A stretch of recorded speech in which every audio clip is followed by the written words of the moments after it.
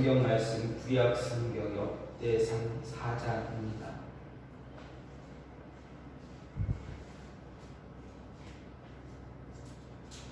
구약 성경 역대상 4장 9절과 10절 두 절만 보겠습니다.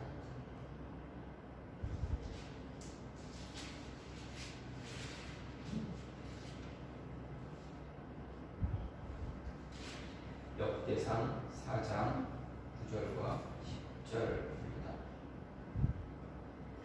야베스는 그의 형제보다 귀중한 자라. 그의 어머니가 이름하여 이르되 야베스라 하였으니 이는 내가 수고로이 낳았다 함이었더라. 야베스가 이스라엘 하나님께 아뢰어 이르되 주께서 내게 복을 주시려거든 나의 지역을 넓히시고 주의 손으로 나를 도우사 나로 환난을 벗어나 내게 근심이 없게 하옵소서 하였더니 하나님이 그가 구하는 것을 허락하셨더라. 아멘. 오늘 말씀 역대상 4장 9절과 10절 두 구절입니다. 많이 들었던 구절이고 우리가 익숙하게 잘 아는 구절입니다. 역대상 4장 말씀을 처음부터 쭉 보게 되면 어떻게 시작이 됩니까? 유다 자손의 족보로 시작이 되고 있습니다. 아니 역대상이 역대기가 시작하는 것이 바로 족보, 유다 지파의 족보로 기록이 시작을 합니다.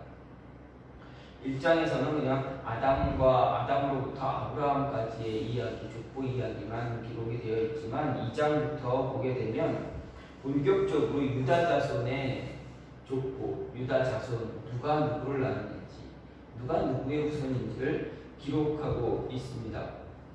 그런데 이렇게 유다 지파에 관한 족보를 기록하다가 갑자기 역대기 기자가 오늘 역대기 4장에서 갑자기 4장 9절과 10절에서 한 인물을 소개합니다. 누가 누구를 낳고 누가 누구의 자손이다, 누가 누구의 자손이다라는 것을 계속 반복하다가 두 구절을 사용하면서 한 인물을 소개합니다. 그리고 다시 이전처럼 족보의 순서로 족보의 이야기로 돌아갑니다. 여기서 등장하는 인물이 누구입니까? 우리가 잘 아는 야베스입니다. 아니 야베스라는 인물보다는 우리에게는 야베스의 기도로 더 잘 알려져 있습니다. 왜 그렇습니까? 과거에 2000년 초반인가요? 2001년인가 2002년도쯤에 2000년도 초반인 거 정확한 연도는 모르겠지만 어쨌든 브루스 윌킨스라는 사람이 야베스의 기도라는 책을 출판했습니다. 근데 그 출판한 책이 우리나라에서 번역이 돼서 베스트셀러가 되었습니다. 이 책이 얼마나 많이 팔렸는가 보게 되면 출판사 이렇게 보게 되면 책 뒷면에 몇 세를 인쇄했다라는 게 나타납니다. 근데 129세 했다라고 이야기합니다. 그러면 129번을 책을 찍어냈다라는 겁니다. 한 번 찍을 때 한두 번 찍는 게 아니기 때문에 몇백 건, 몇천 건 아니면 이렇게 몇만 권씩 찍어내기도 하기 때문에 이것을 129번을 반복해서 찍었다라는 것은 우리나라에서만 이렇게 책을 쫓아냈을 뿐이지 전 세계적으로 더 많은 책들이 인쇄가 돼서 팔렸다라는 이야기가 됩니다. 어쨌든 이 야베스의 기도 때문에 우리가 야베스 이 역대상 4장 9절과 10절을 친숙하게 만날 수가 있습니다. 브루스 윌킨스가 쓴 이 야베스의 기도로 인해서 그리스도인들로 하여금 왜 하나님의 축복을 구하지 않는가라는 생각이 들기도 합니다. 아니면 우리가 복을 받지 못한 이유가 야베스처럼 기도하지 못했기 때문인가라는 생각도 하게 합니다. 하지만 여기서 우리가 중점적으로 생각할 것, 야베스가 축복을 받았다는 것에 집중하는 것이 아닙니다. 야베스가 축복을 받았다라는 것에 우리가 집중하게 되면 어떻게 됩니까? 이 브루스 윌킨스가 쓴 그 책의 내용과 똑같이 가게 됩니다. 어떻게 말하면 기복 신앙의 모습으로 변해갑니다. 그런데 야베스가 축복을 받은 이유, 왜 야베스가 축복을 받았는가를 생각하게 되면 우리가 기복적인 신앙에서 벗어날 수가 있게 됩니다. 여기서 우리가 이 말씀, 오늘 말씀에서 우리가 집중할 것은 10절의 마지막 부분입니다. 10절의 마지막 부분을 보면 무엇라 기록되어 있습니까? 야베스가 하나님께 기도해서 구했더니 어떻게 합니까? 하나님이 그가 구하는 것을 허락하셨다라는 것입니다. 기도가 중점이 된 것이 아니라 하나님의 허락이 있느냐 없느냐가 더 중요하다라는 것입니다. 하나님이 허락하셨기 때문에 야베스가 축복을 얻은 것입니다. 하나님이 허락하신 것입니다. 하나님이 허락하지 않았다면 야베스의 기도는 이루어지지 않았습니다. 그러면 우리가 생각할 것, 왜 하나님이 야베스의 기도를 허락하셨는가? 또는 어떻게 해서 야베스가 하나님으로부터 허락을 받을 수 있었는가에 집중해야 됩니다. 단 두 구절을 통해서 야베스가 하나님으로부터 허락받은 축복을 이해하기는 정말 어렵습니다. 다른 성경에서 찾아볼 수 없는 그런 모습이기 때문에 그렇습니다. 그럼에도 역대기 기자가 야베스의 기도에 대해서 야베스 기도에 대한 하나님의 허락 그리고 축복의 결과는 분명 우리에게 어떤 메시지를 전해주고 있습니다. 그럼 역대기 기자가 이 두 구절을 통해서 우리에게 주는 메시지가 무엇인가 생각해보면 먼저 준비됨입니다. 9절 말씀을 보면 야베스는 그의 형제보다 귀중한 자라 그의 어머니가 이름하여 이르되 야베스라 하였으니 이는 내가 수고로 인하였다 함이었더라 이렇게 기록합니다. 역대기 기자가 유다 자손에 관한 족보를 기록하다가 생각지도 않은 기사를 삽입합니다. 야베스의 내용을 삽입한 것입니다. 바로 야베스에 관한 내용. 그런데 이 야베스에 관한 기사는 여기서만 역대상에서만 찾아볼 수가 있습니다. 그리고 야베스가 드보아를 세운 아수홀의 자손들과 어떤 관계가 있는지도 알 수가 없습니다. 왜냐하면 1절부터 8절은 누가 누구를 낳고를 반복하고 있는데 갑자기 9절에서 야베스라는 인물이 등장하기 때문입니다. 누구의 자손이라는 내용이 정확하게 기록이 되어 있지 않습니다. 갑자기 등장한 인물입니다. 그런데 중요한 것은 야베스를 등장시킬 때 그냥 등장시켰느냐? 그렇지 않다라는 것입니다. 역대기 기자는 야베스를 소개할 때 그의 형제보다 귀중한 자 이렇게 소개합니다. 여기서 우리는 하나님이 왜 야베스의 기도에 응답하셨는가를 알 수 있는 단서를 얻을 수가 있습니다.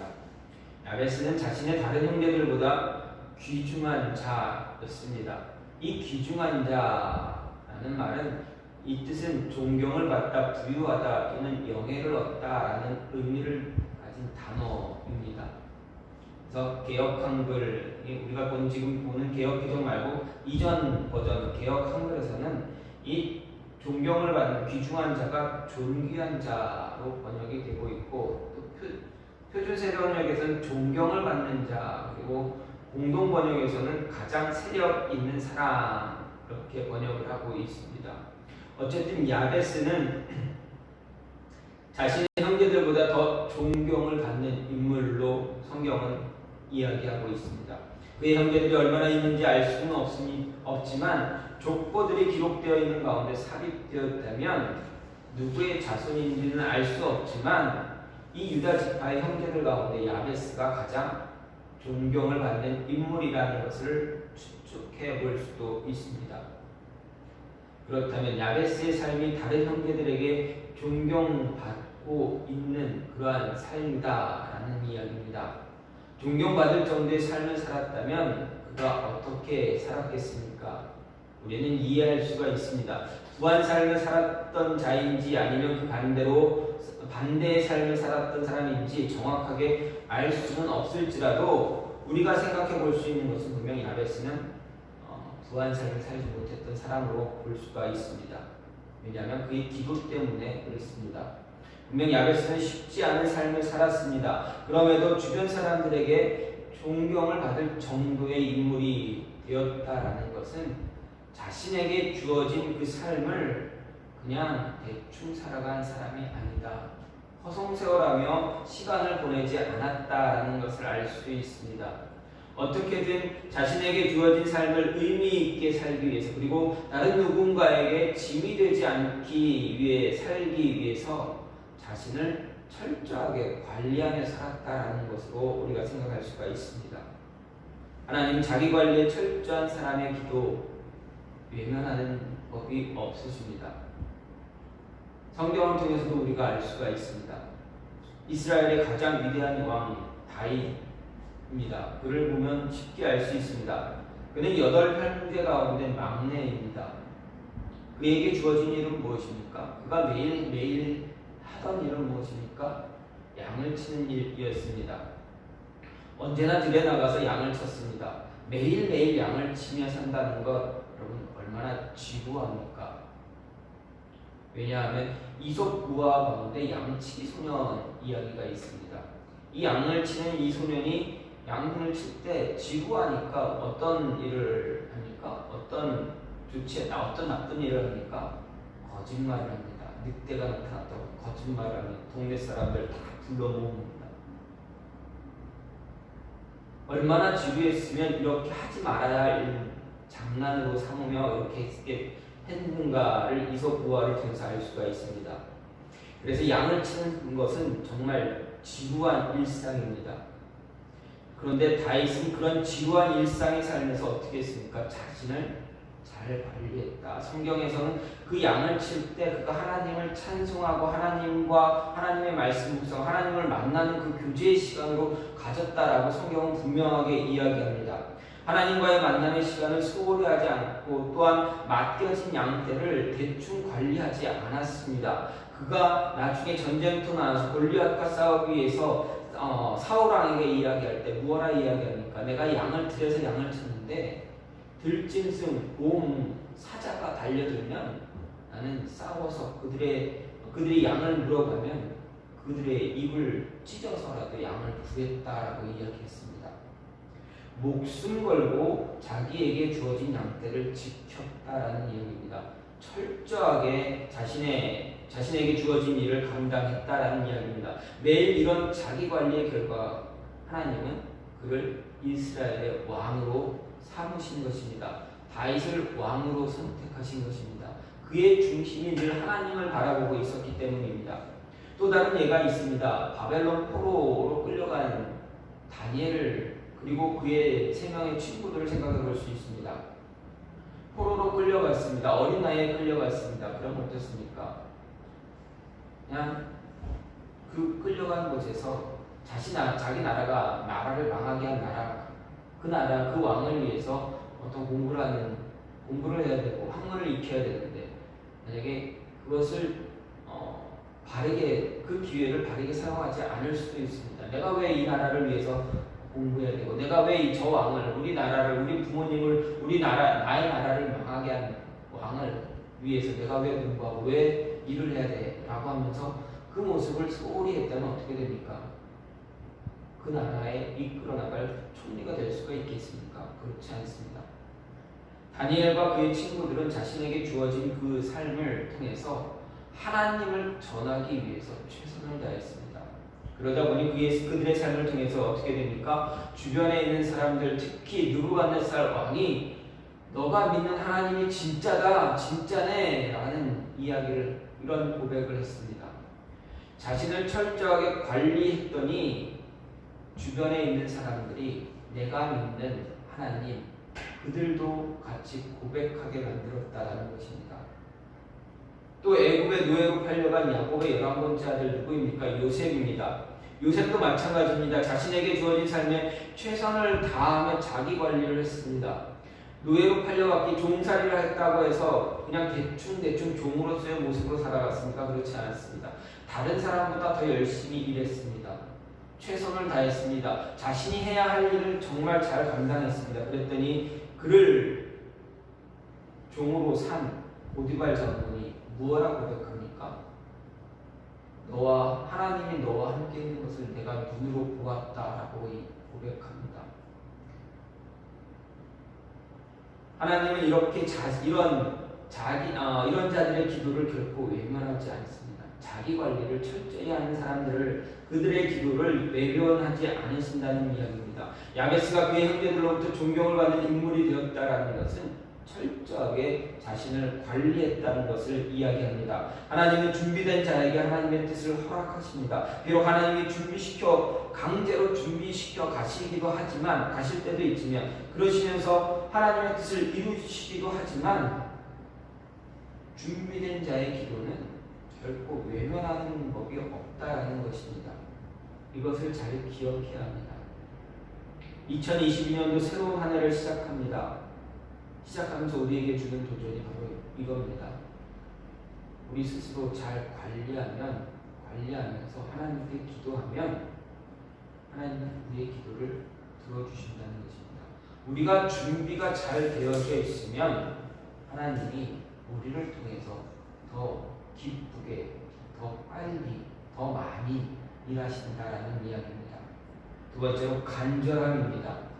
10절 말씀을 보면 야베스가 이스라엘 하나님께 아뢰어 이르되 주께서 내게 복을 주시려거든 나의 지역을 넓히시고 주의 손으로 나를 보사 나의 할랄 것은 내 근심 없게 하옵소서. 이렇게 기도하였더니 하나님이 그가 구한 것을 허락하셨다라고 10절에서 말하고 있습니다. 하나님의 허락을 얻는 자에게 나타나는 공통점, 간절함입니다. 하나님의 허락을 갈구하는 간절함은 생명과 같습니다. 일반적으로 대부분의 사람들은 새해가 되면 새로운 목표를 설정하기도 합니다. 그 목표에 이르기 위해서 필요한 것이 무엇입니까? 간절함입니다. 간절함 가지고 있어야 목표를 이룰 수 있습니다. 간절함의 크기에 따라 결과도 달라집니다. 간절함이 있으면 이루고자 하는 목표를 위해서 나갈 때 자존심 필요합니까? 내가 간절한데 내 자존심을 내세울 수가 있겠습니까? 아닙니다. 불필요합니다. 필요한 존재가 아닙니다. 자존심을 버리지 못하거나 자존심에 상처받았다는 것은 그만큼 간절함이 적다라는 것을 알 수가 있습니다. 물론 상처받을 수 있습니다. 상처 때문에 받을 수 있습니다. 하지만 그 상처 때문에 내가 이루고자 하는 것 그만둘 수 없습니다. 왜요? 내 안에 이루고자 하는 간절함이, 갈망이 더 크기 때문입니다. 간절하고 절박함이 있다면 자존심은 무시당하는 것, 누군가가 나를 무시하는 것, 상처받는 것, 어떻게 보면 내가 상처받았어 이런 거 어떻게 보면 이게 다 사치다라고 생각할 수도 있습니다. 왜 그렇습니까? 정말 간절하면 그런 것은 그냥 이 뒷정으로 물러날 수밖에 없습니다. 내가 뭔가를 하고자 한다면, 내가 목표가 있다면 그것을 꼭 이루어야 내 목숨을 걸고라도 그걸 이루어야 한다는 간절함이 있으면 주변에 다 일어나는 다른 안 좋은 모습들 그냥 다 잊혀져 가는 그런 기억이 될 것입니다. 간절함이 작다 보면 그 모습들, 그런 상처들이 내 가슴에 남아있게 됩니다. 나를 더 힘들게 할 뿐입니다. 하나님의 허락을 받기 위한 간절함은 내게 주어진 하나님의 목표를 위한 그런 간절함과는 분명 차이가 있습니다. 예를 들어서 우리 학생들이 대학 진학을 목표로 합니다. 나는 이 대학을 가야 돼라고 간절히 준비합니다. 그 간절함, 그 대학을 위해서 준비하는 그 간절함과 예전에 2010년도쯤 돼서 한참 유행이 아니죠. 이스라엘의 과격한 이스라엘 사람들이 만든 그 단체가 있습니다. 아이시스라는 단체입니다. 아이시스가 기독교인들을 계속 붙잡아서 어떻게 합니까? 공개 처형합니다. 참수합니다. 목을 자릅니다. 그것을 유튜브로 인터넷으로 보내서 방송합니다. 근데 그들에게 참수 당하기 위해서 눈이 가려지고 그들 앞에 무릎 꿇고 목을 내밀고 있는 그 사람들의 살고 싶은 간절함과 그냥 대학 입시에 대한 간절함을 비교한다면 어떻겠습니까? 어느 게 더 간절함이 크겠습니까? 그렇다고 대학 입시를 위한 학생들의 간절함을 무시하는 것은 아닙니다. 그런데 간절함의 차이는 분명하게 있다라는 것입니다. 그 크기가 분명히 존재합니다. 또 이렇습니다. TV 광고에 이런 광고가 나옵니다. 한 가정이 있는데 내 가족이 4가족입니다. 아버지는 병이 있어서 수술을 해야만 살 수가 있는 분입니다. 수술을 준비하고 있었습니다. 근데 갑자기 엄마가 아파서 병원에 갔더니 암 말기 판정이 됐습니다. 이제 살 날이 얼마 안 남았다 이 얘기 들었습니다. 병원에서. 큰딸이 있고 남동생이 있습니다. 이 큰딸과 인터뷰하는 내용이 들었는데 이 큰딸이 원하는 건 뭡니까? 자칫 잘못하면 아버지도 잃어버리고 어머니도 잃어버리고 고아가 될 판입니다. 이 큰 아이의 간절함은 무엇입니까? 그냥 엄마 아빠만 살아서 그냥 가족만 유지할 수 있었으면 좋겠다라는 인터뷰 내용이 이렇게 나옵니다. 그리고 이 아이를 후원해달라는 그런 광고입니다. 그러니까 이 아이가 엄마 아빠가 살기를 원하는 그 간절함, 그 크기가 얼마나 크겠습니까? 이 아이의 인생에 걸린 문제이기도 합니다. 분명한 간절함에는 이렇게 분명한 차이가 있습니다. 하나님은 우리가 하나님께 간구할 때 얼마나 간절하게 찾고 부르짖는가에 따라서 다르게 응답하십니다. 물론 하나님은 우리의 간구에 모두 응답하십니다. 응답하실 때가 모두 다를 뿐이지 어쨌든 하나님은 답을 우리에게 주십니다. 우리가 원하는 답이든 원치 않는 답이든 답을 주시는 분입니다. 그런데 그 응답에는 분명한 차이가 있다라는 것입니다. 그 차이를 무엇이 만듭니까? 내가 가지고 있는 간절함이 그 차이를 만든다는 이야기입니다.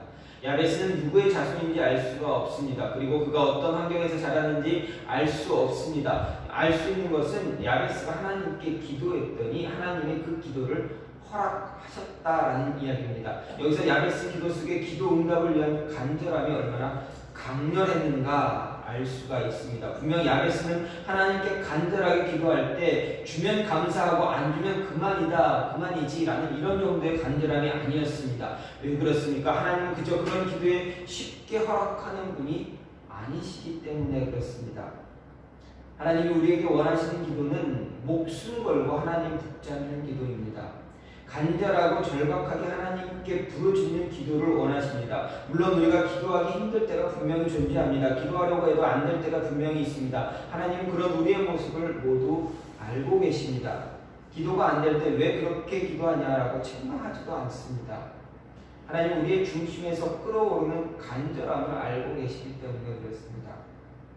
절박한 심정을 가지고 목숨 걸고 애타게 부르짖는 기도에 하나님은 결코 외면하지 않습니다. 예수님도 분명히 말씀하셨습니다. 누가복음 18장을 통해서 예수님은 불의한 재판관에 나가 밤낮 없이 부르짖는 과부의 기도를 제자들에게 가르쳐 주셨습니다. 간절함 가지고 절박하게 재판관에게 나간 과부는 어떻게 됩니까? 그 뜻을 이루었습니다. 불의한 재판관이 과부의 간구를 들은 이유가 무엇입니까? 과부가 간구한 것이 옳았기 때문입니까? 아닙니다. 내버려두면 정말 너무 귀찮을 것 같아서 밤낮 찾아오고 언제까지 찾아올지 모르고 매일매일 찾아와서 나를 그렇게 불러대고 그렇게 하면 얼마나 귀찮을까. 더 이상 귀찮은 모습 내가 갖지 않아야 되겠다.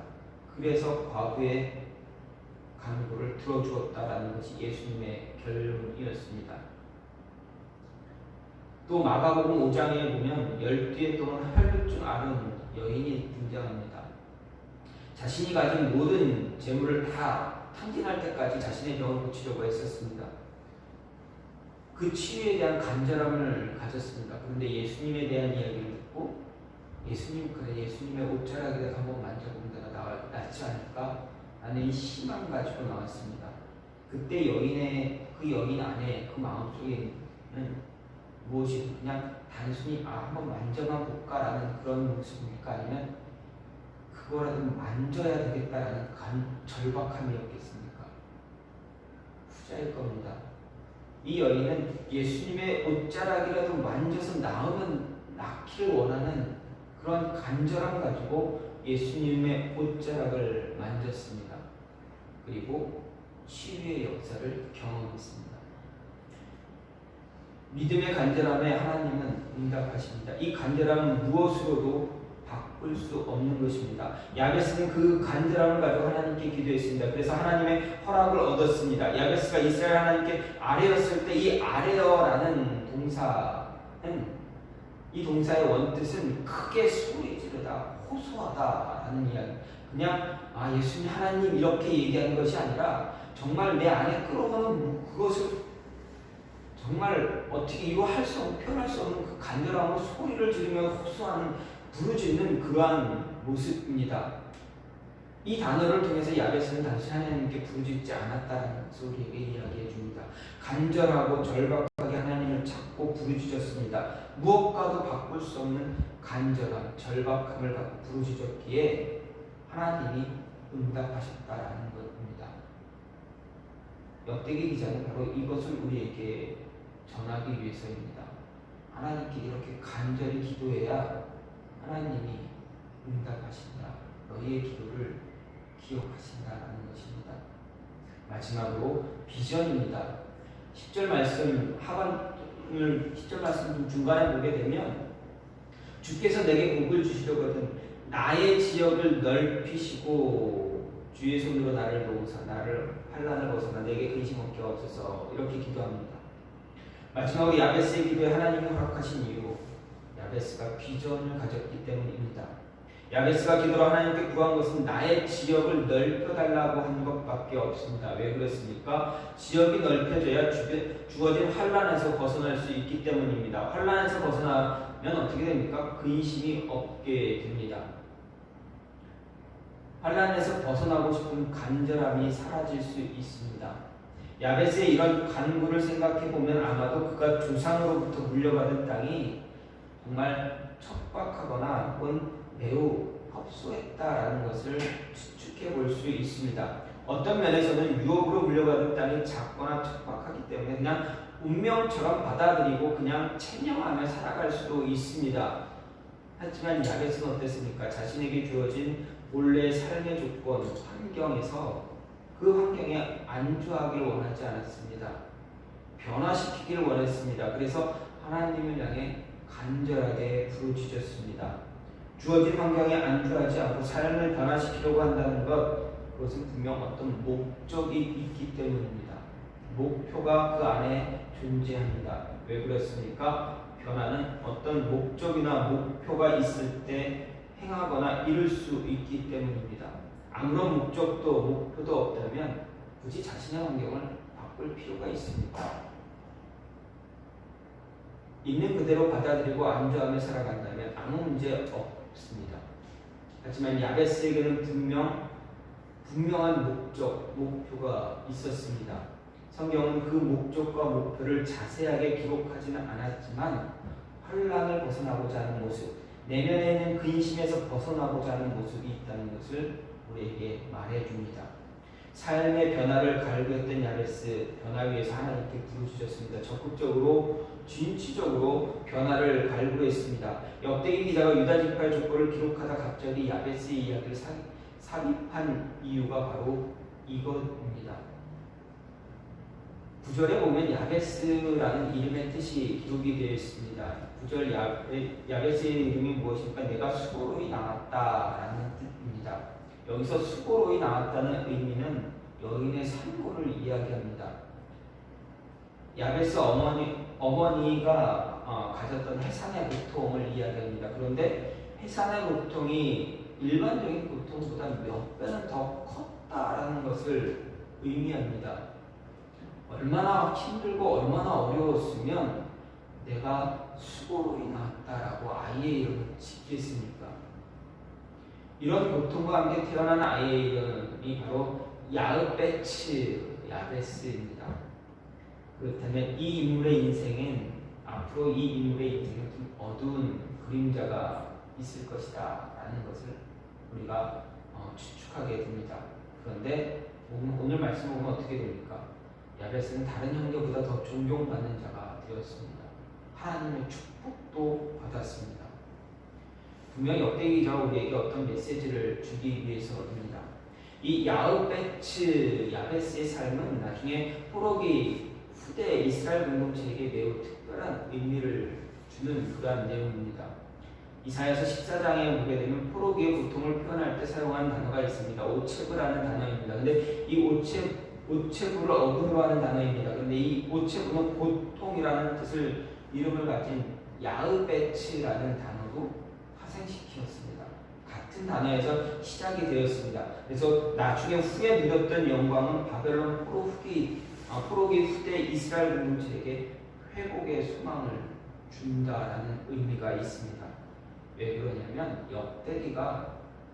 역대기를 기록하는 모습은 포로기에 관한 내용이 역대기의 줄을 이루고 있습니다. 역대기 기자는 이처럼 야베스의 불행한 탄생과 성장한 후의 영광을 뚜렷이 대비시켜주면서 포로기 후대 이스라엘 공동체가 10절에 오늘 본문에 기록된 야베스 기도와 그의 삶을 태도를 모범으로 살면 하나님이 너희들에게 이렇게 영광을 은혜를 줄 것이다 라는 것을 보여주기 위해서입니다. 이스라엘 백성에게만 이 모습을 보여주겠습니까? 우리에게도 마찬가지입니다. 우리가 하나님 앞에서 야베스와 같은 삶의 태도를 가지고 살면 하나님은 분명 우리에게 은혜를 허락하신다라는 것입니다. 다시 말해서 불행한 탄생과 성장 배경이 있더라도 하나님을 향한 비전, 하나님의 비전을 갖고 삶의 목적과 목표를 갖고 살아간다면 하나님은 그 삶에 개입하신다라는 것입니다. 그리고 간구하는 것을 허락해 주신다는 말씀입니다. 여러분, 이스라엘 백성에게 땅, 기업 어떤 의미입니까? 이스라엘 백성에게 땅과 기업은 단순한 땅 이상의 의미가 있습니다. 그리고 역대기 기자가 우리에게 전하는 나의 지역은 단순히 땅만 말하지 않을 것입니다. 그 이상의 것을 우리에게 전하기 위해서 기록했을 것입니다.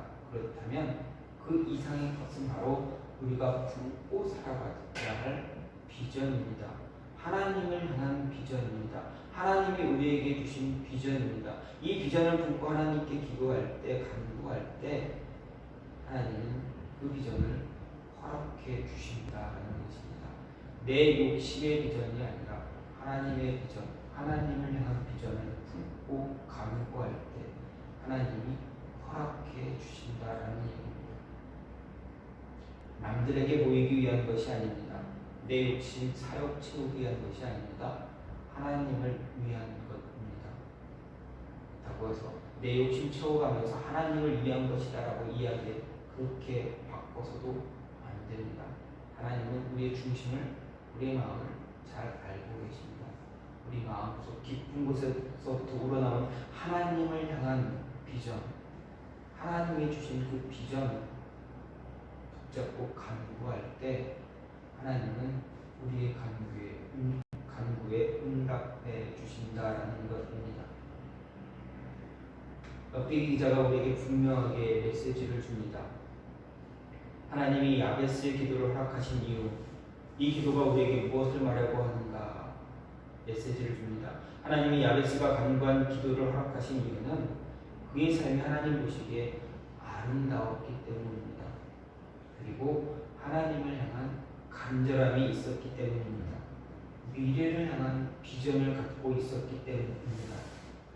하나님 우리에게 동일하게 말씀하십니다. 우리가 하나님 보시기에 아름다운 삶을 살고 하나님을 향한 간절함과 미래를 향한 비전을 품고 하나님께 부르짖으면 하나님은 우리가 부르짖는 것을 허락해 주신다는 말씀입니다. 말씀입니다. 우리에게도 회복의 소망을 허락해 주십니다. 새로운 해 하나님의 허락을 통해서 더 많이 회복되고 더 많이 하나님의 은혜를 누리며 그 은혜를 전할 수 있는 저와 여러분이 되기를 간절히 소망합니다. 제가 같이 기도하기 원하는 것은 하나님,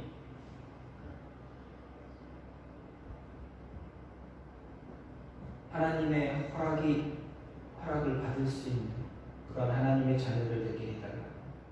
우리의 기도가 하나님의 허락이 있는 그런 기도가 되게 해달라. 를 위해서 늘 준비하며 늘 준비되어 있는 모습 갖고 간절함을 갖고 또 미래를 위한 비전을 붙잡는 그런 모습 갖게 해달라. 이 시간 같이 기도하는 시간을 갖겠습니다. 같이 기도합니다.